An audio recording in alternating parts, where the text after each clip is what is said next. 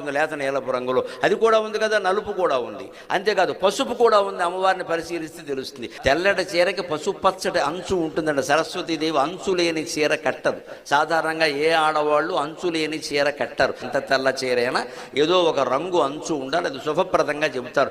చూడ్డానికి కూడా అందంగా ఉంటుంది. అందుకని పసుపు అంచు చీర కట్టుకుంటుంది ఆవిడ. పసిడివి నియమించు వీణ పచ్చగానే ఉంటుంది, లేదా బంగారపు రంగులో మెరిసిపోతూ ఉంటుంది. అక్కడ పుత్తడి నిమ్మోము పసుపు రాసిన ముఖం అండి. ఎప్పుడు సరస్వతీదేవి ముఖం పచ్చగా పసుపు రంగులో మెరిసిపోతూ ఉంటుంది.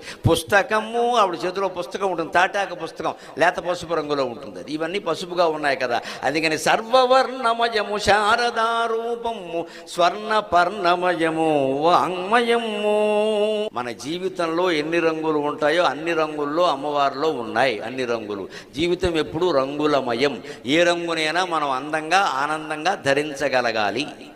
ఆకాశం చూడండి, నల్లగా ఉంటుంది.